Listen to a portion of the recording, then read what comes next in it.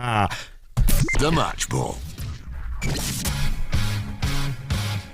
Hello, welcome to the show. Sorry for the slight delay in starting. If you're watching on the YouTube live stream, we've had some technical issues, some gremlins, which may continue. So if they do, we're recording it, we'll upload it straight afterwards. Otherwise, let's plow on with the show. Brought to you by Levi Solicitors.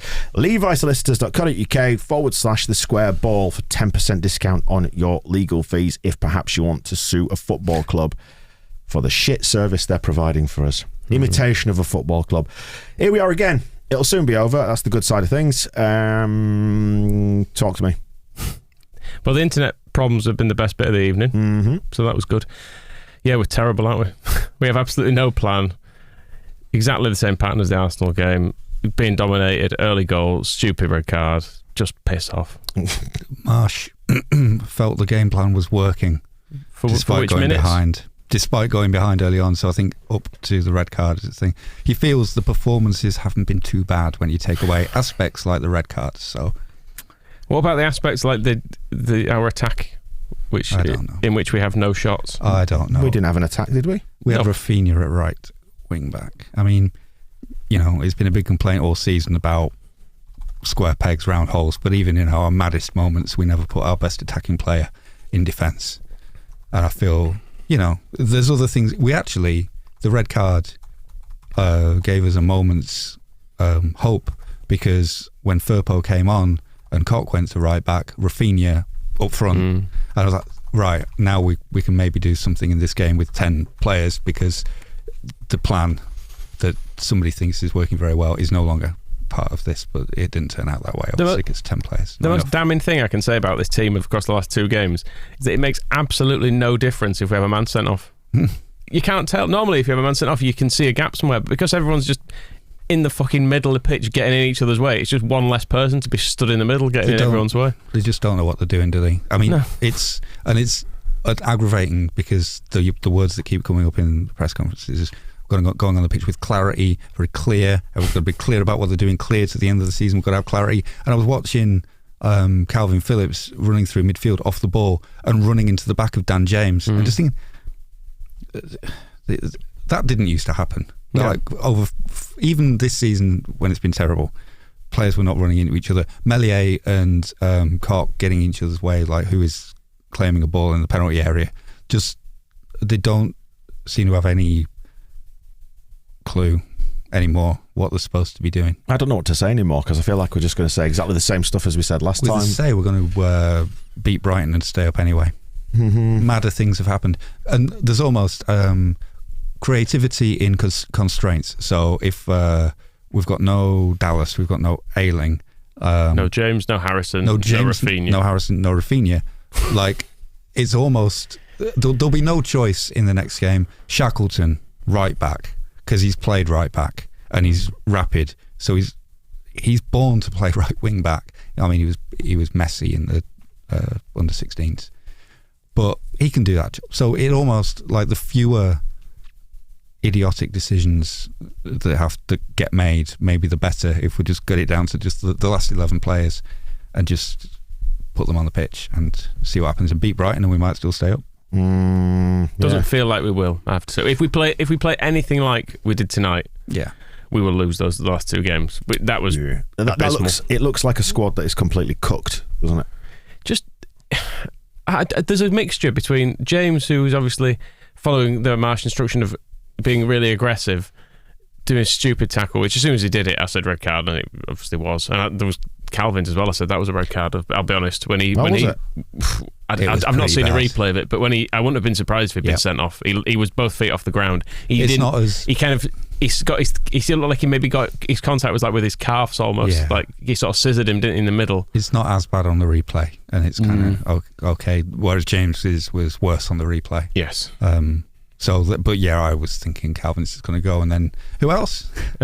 Well, take it in turns, lads. Well, you got those two doing that sort of thing, and then you've got Rodrigo just jogging about the place. Like I said, mate was standing there saying he runs when he's pressing like a player being substituted in the 80th minute when his team's winning. Just that sort of little jog. Here we go. Like the ref would actually say to him, you need to hurry, mate. Come on, hurry it up, or I'm going to have to book you. Tapping his watch, and that's how he runs when he's pressing. So brilliant. The Thank you for pressing that. is actually a big worry, and it's been bugging me for a few games. And I don't know enough about coaching. I bow to your obviously expertise. I'll tell you if you're right. I think this might even be beyond you, but for what I've learned when I'm trying to study what Marsh's tactics are and pressing in general, it's like you don't press the ball, you press where the pass is going to go to, and you choose a player or some players who it's like when you see the right centre back is about to pass it to the left centre back, get to the left centre back as soon as the pass is done. And that's why he talks about how all the players have got to be a certain distance from the players that they're pressing so that they're ready on that trigger. You press them. And I've been trying to watch all the games recently and trying to work out who is our target, which player are we going to press when the ball is going to them, and I can't work it out. Normally it would be obvious. One thing is obvious, that we keep doing this thing of playing the ball down the line and trying to flick it inside to a midfielder. What midfielders? Exactly, so it never comes off, but we keep trying it, so it's like I can read that, I can understand that, but I'm looking for who is the pressing target and I can't see it, and that's a bad sign because his whole thing is about pressing, and if it's not immediately obvious what that's supposed to be working, then things sort of start falling apart for him there before we even worry about going the other way. Yeah. It's just, well, you could just watch the Arsenal match ball again, to be honest, if you wanted to. Well, except we'd probably ended that a bit better than we did Yeah. in this game. Chelsea are a better team than Arsenal, though. Yeah, isn't it a bit disheartening, though, to think, you know, when James got sent off, you're like, well, that's that one done. We'll just sit here now, watch the sun go down and move on to Sunday. Hope we can get something from that, but we probably won't. But equally, a bit like Arsenal, where you went, we won't get anything anyway. It's not like that's really ruined what was otherwise. I mean, Marsh seems to disagree. He seems to think it was going well. I did not think it was going well, and I don't think it has gone well for quite a while. I don't even know what it is. Well, to be perfectly honest, I genuinely don't. And you know, the thing is, people say, "Oh, you need to get behind the manager and all that," and the subtext coming into that is always, "Well, you want Bielsa still," but it's like I knew what I was looking at when Bielsa was here, and I'm still waiting to find out what it is we've replaced him with. I still don't quite know.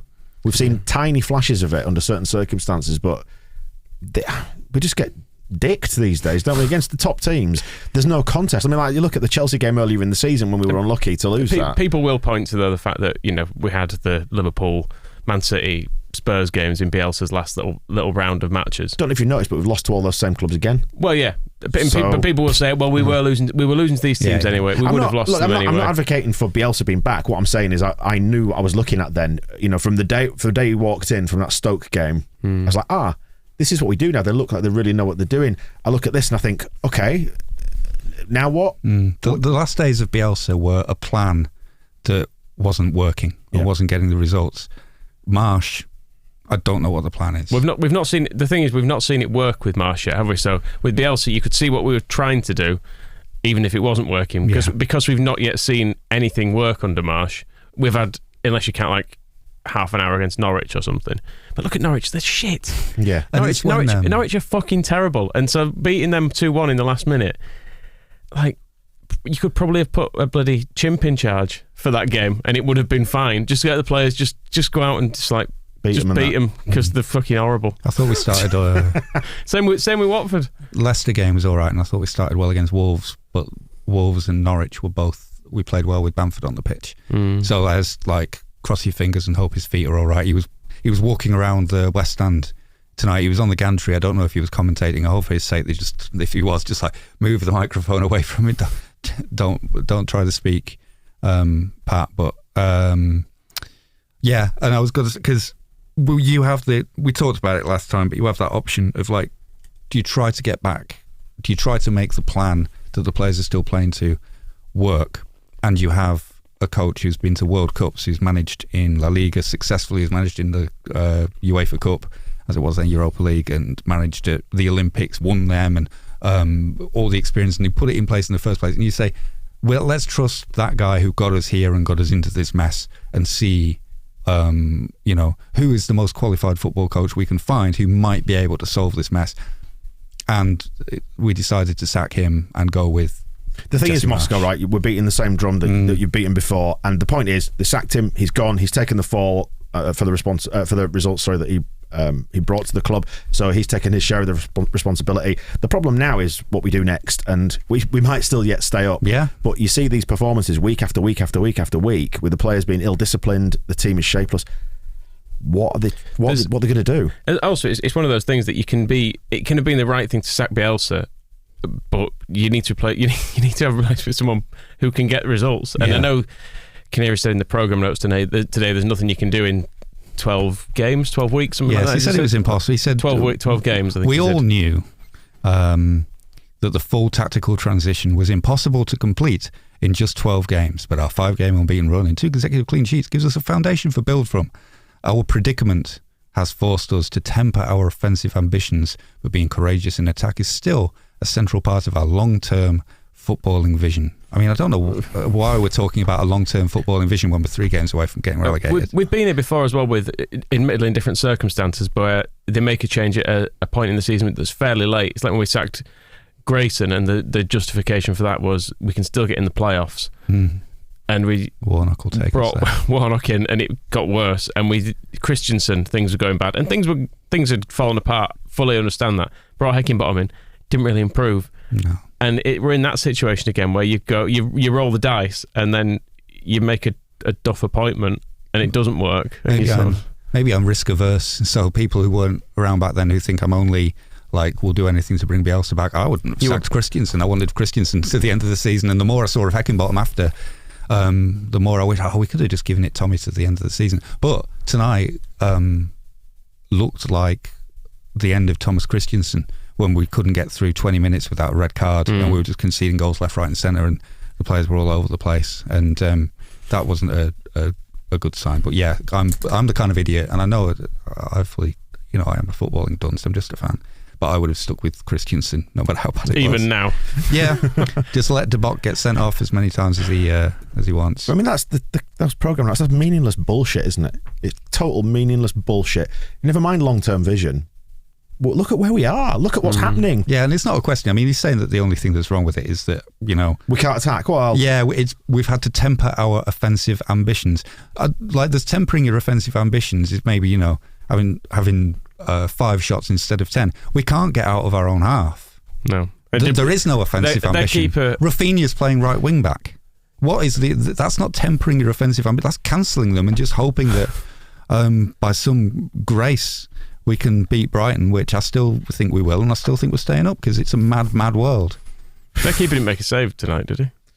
Why would he? Let's stay up so we can come back and do that all again next season where we get fucking dicked by all the top clubs. I think we're one of the only clubs to have never beaten all of the top 6 in all our 12 fixtures, I think now, or maybe all the ones who've done it previously have gone down. Yeah, that's good. And I don't know, there's that same old thing of, putting on defenders and being defensive when you're already 1 down. You might as well go forward and try and cause them some problems, aren't you, as not? Well, Firpo because the goal difference means absolutely nothing now. Firpo coming on did mean we could move Rafinha forward. It was probably an attacking sub in that regard. Bring on a defender so that thank God I can now play my best player in his right position. Surely you should be doing everything you can to facilitate Rafinha in this situation. And I know they've got problems with people dropping like flies, but Christ, he's the most talented player we've had for, what did we say, 20 years we decided? Yeah, probably. Just build everything around him. Put some respect on Robert Snodgrass's name. And also, Jordan Bataka was a good player. Just build everything was playing around. Tonight, in fact. I still get goal alert when it wasn't a goal alert, he got subbed off. I thought of not Bataka, but Habibu tonight, actually. If we're going to drag up names from the past, watching Junior Firpo, he's got that Labrador with a balloon quality about him in the same way. Kicking the ball about. I think he should have got booked at one point as well. He did a really late tackle on someone, but there was ref played advantage. I don't think he could be asked going back to book him. We just went, Have you seen Luciano Becchio's words this evening? In bad times, I love you even more. White heart, yellow heart, blue heart. Always Leeds. And has he done his coaching badges? He scored that. He gave us that lovely moment against Chelsea when they absolutely trounced us 5-1, didn't he? It was fun for a minute at least. Talk to me about Dan James's red card. Yeah, at least we can call him It's one of the only things I've actually properly retained from that game. An idiotic little scum bastard, we can call him. Yeah. But he was playing well before. I thought energy, running about, scampering, effort, and that's what I was about to say. Because we were talking about Rafinha being best player of 20 years. He I thought Rafinha's is trying. Any sort of question of him, like kind of he's off to Barcelona and he don't care anymore. He's the only one when we got a free kick out wide, pleading with the other players. He's like, everybody just get in the box. Yeah. I can put in a good ball, get in the box, and I'm still doing this. And there was one point, so this actually goes on to just general disorganisation, but we came out in the second half. There was Rafinha came over he was on the left wing, and he turned around, he tried to play a pass backwards, and it just went out of play. And so it was terrible. But then Marsh is looking at him, and and the conversation was, why are you here? Go back to the right wing. You're supposed to be over there. So I don't know under what world, who is actually managing the team. We've got Rafinha who's kind of saying, right, lads, get up for this set piece. And then he's just wandering over to play on the left wing, and Marsh is saying, why are you here? So that doesn't, and this is 2 minutes after half time as well. So we're absorbing whatever tactical plans and, the half German, half sweary kind of team talks that he gave in the Liverpool dressing rooms, all that. This is not and fucking friendship dinner. And then they're coming out, and Rafinha's just like, well, I think I fancy playing on the left for a bit. I know you're playing on the right. It's just that none of it feels organised. Good. And Phillips, the second goal, is just, he turns around. I think he's looking for, because we talked about this last time. There's somebody else alongside him, Bate, who I thought struggled. But he's a kid, so fair enough, and he played well against Arsenal, and I was happy he started. But he's looking around going, that's got to be somebody else's man. There's nobody there, and he just stands and watch Pulisic score, because he's like, well, there's nothing I can do now. Did you enjoy Diego Llorente treading on the ball and letting three Chelsea players pour forward? That was their third, wasn't it? He had no options. And it's like Rodrigo as well. Rodrigo tired himself out tonight, beating 4 players and passing back to Meslier. I don't know how many times that happened, but he's just got nowhere else to go. And I feel bad for Llorente on that goal, because I'm looking at him and he just can't find anyone to give the ball to. There's no width. I made a note of it in the 87th minute. Phillips had the ball and he did well, retained it well, and he was kind of running out towards our right hand side.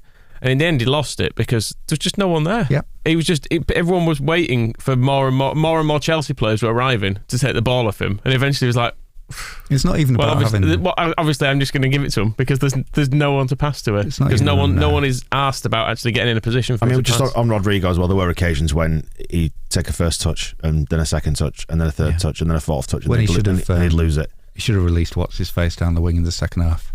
Who was he? Our right back, Robin Koch. No. He was right wing in the second half. Yeah, it was the other side. I'm trying to find it. He did. Talk amongst yourselves while I try to find it. Someone else. Get Jason Pearce back to play wing back. Click was free, and if he'd played Click through, he was behind. But he just dawdled on it. But then 2 minutes later, he did play Firpo down the wing, and Firpo put in a really good cross. That one that Rafinha he couldn't get over the header, but that was actually a beautiful cross. So we can do things. There is. I think that was our best chance of the game. Was that one according to the stats? Was there a sarcastic cheer when we had that attempt on goal in the second half? Yes. There was a mixture of sarcastic cheers and legitimate cheers, the same as when they scored their second and third. Leeds fans, it's become that thing now, will outsing the opposition. Even when they're scoring goals. But the other good chance was Joffy putting a beautiful cross from the other side, but unfortunately it was Robin Koch who was playing centre forward at that point, and he just headed over because he did his best. Man City have won 5-1 at Wolves tonight. Well, they'll do that. Good for them. And then they'll have Erling Haaland. So it just goes to show what a good result it was against them. And Everton can't beat Watford reserves. No. That's interesting. It does keep them in just within touching distance, doesn't it? With the game that they should have won, really. And then Burnley, they're worried about whether Tarkowski's going to play. And even though every time I watch him play, he's scoring an own goal, apparently their other centre halves are worse. So it's going to be Shane. Is it Shane? No, Shane Long's the striker. Whoever. Shane Lowry then. They got a couple of lousy centre backs to come, and then Vidra, karma for messing us about. And we signed Bamford where he's sitting in City Square pretending he was signing for Leeds so he could get his move to Burnley. He's done his finally those chickens come home to roost, Moscow. Well, they have in a way, because he's done his cruciate, and he was supposed to be, his contract runs out in the summer, and he was going to leave Burnley and go to get some big payday, and not now. He's just going to send Burnley down because you can't play. So Burnley are really worried. Burnley have got Spurs, Villa, who just beat them, and those are both away, and then they're at home to Newcastle. We've got Brighton and Brentford. So I just don't see. We just have to play better than that, though. Yeah. There's no way we can play like that. Do we get a new manager in for Sunday?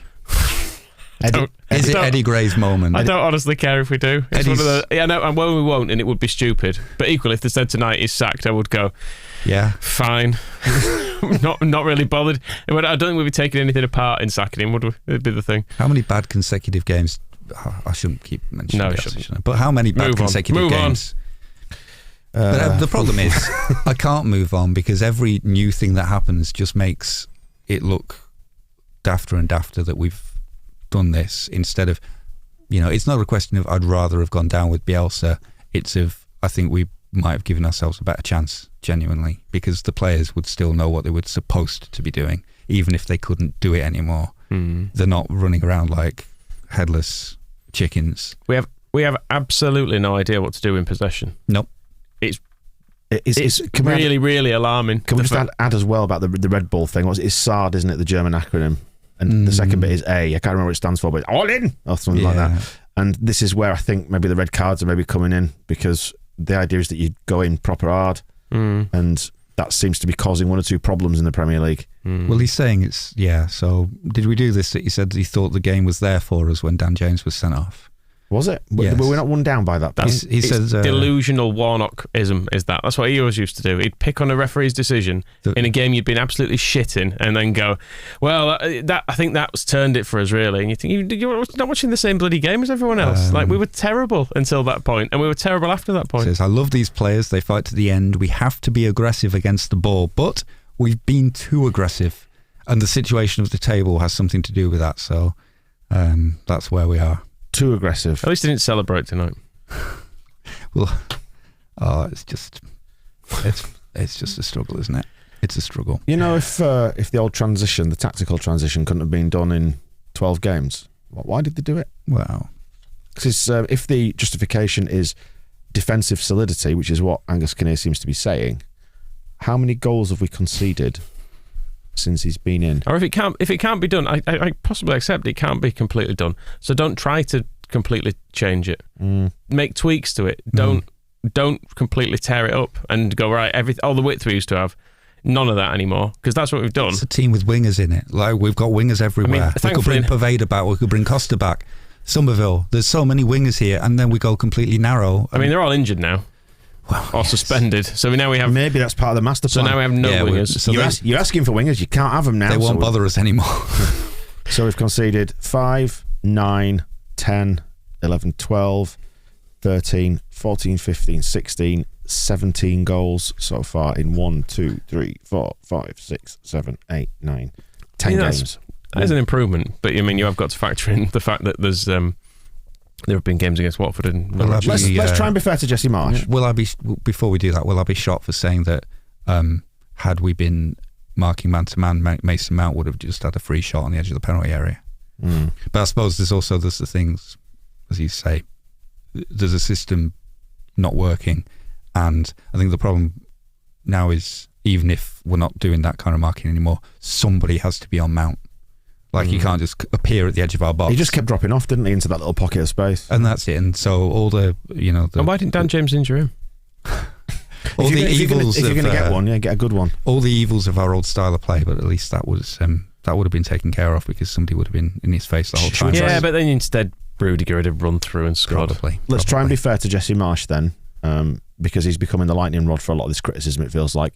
We were doing all right for 5 games, weren't we, before we faced Man City, Arsenal and Chelsea? Do we really expect anything out of these games? No. It's true. That's why I'm still will be Brighton.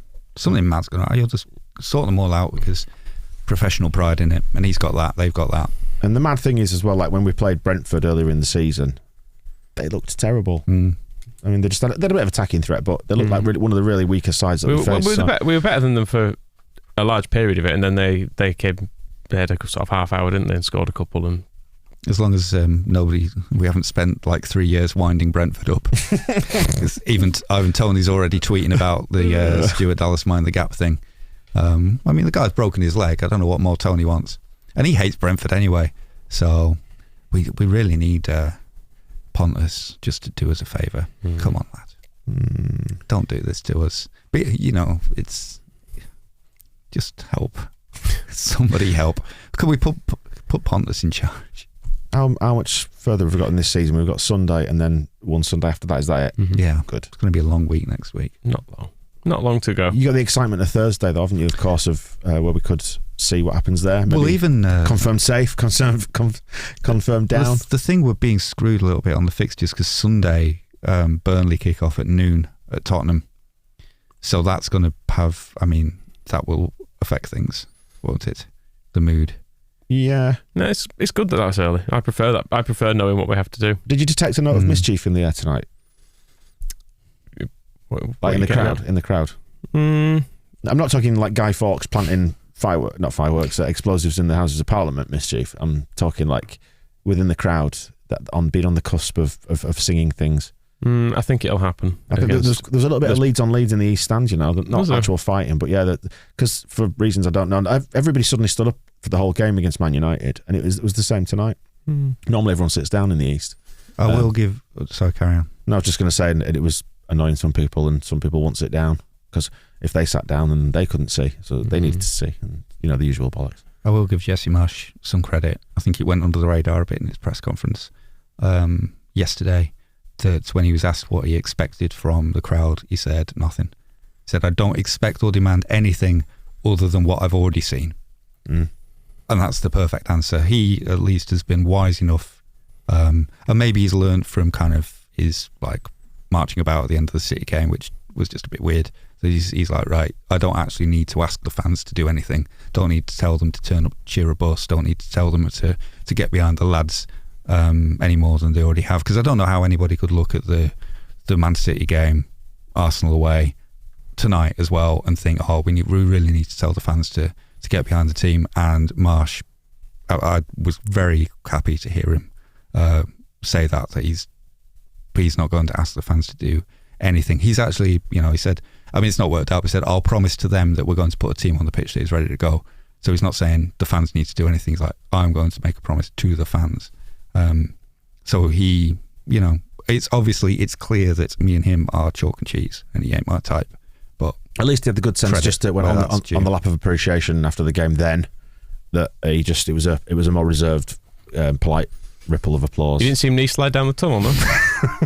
Punch in the air. Helicoptering. Getting little Jesse out. Yeah. As we keep saying, soon be dead. Oh, God. Us. Oh, okay. It'll all be over. No, we're going to have many more years of long, happy life in the Premier League. And even if we're not, we'll have it in the Championship. I've been there before. Yeah, I've been there before. Yeah. It'll be all right. So have I. And we've all been there before. If you've only hopped on for the Premier League part of this, and that can be because of your age or you just weren't aware of Leeds. If we go down, stick around.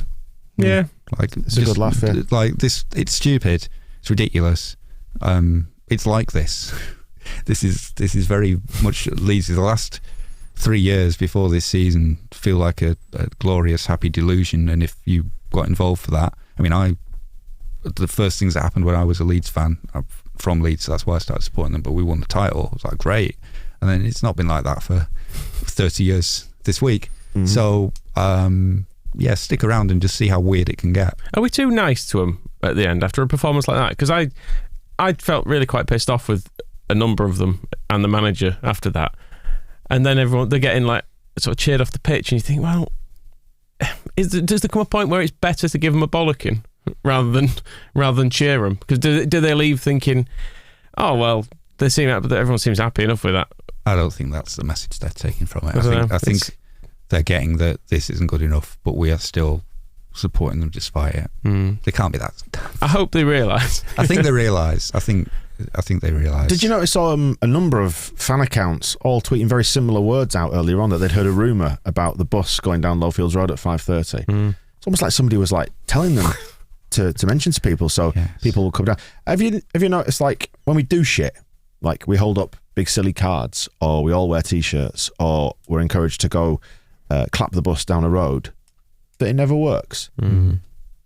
I think maybe what they should maybe try on Sunday is doing nothing and leaving us alone. That's where I was giving Jesse Marsh the credit. Really, it's he's doing a lot to rub me the wrong way, particularly relegating us.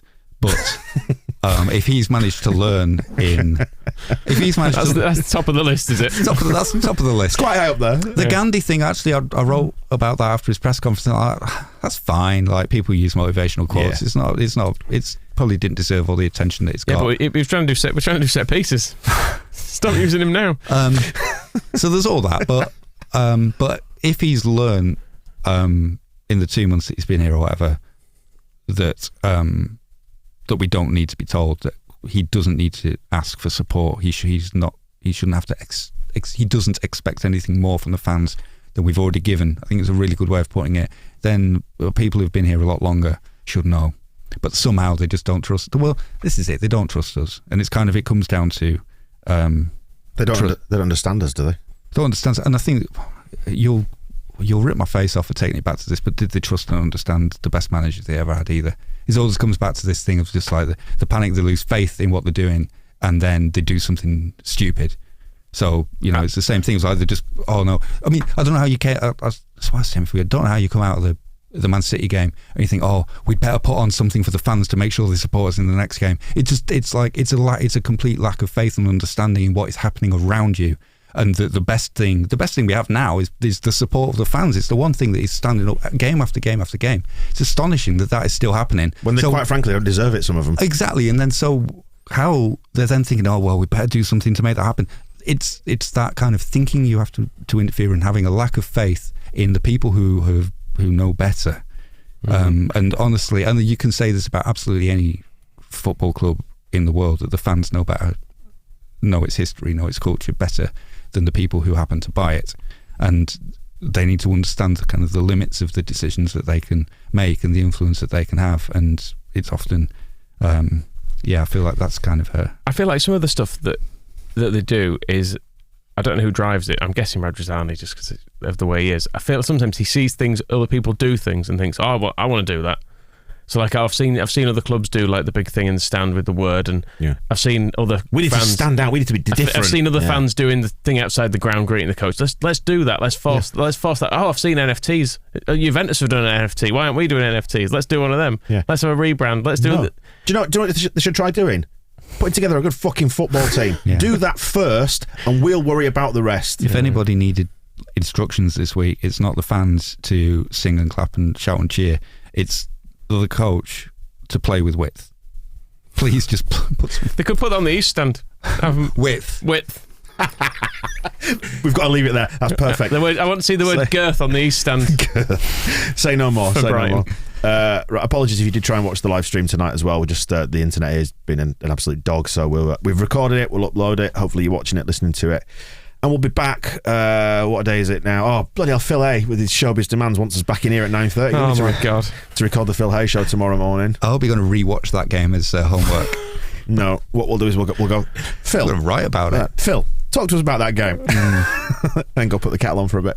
Right, thank you for joining us on the match ball, and we'll do it again on Sunday, shall we? Yeah, we'll make sure that the internet works live for our post-Brighton and we've won, Burnley have lost, Leeds are staying up. That's Sunday. The party, you mean? Mm-hmm. The party. And everybody, whatever deity you choose to believe in, just make Sunday morning the day that you ask them. Yeah, come and join the party. Favours. And we'll speak to you then. Thank you.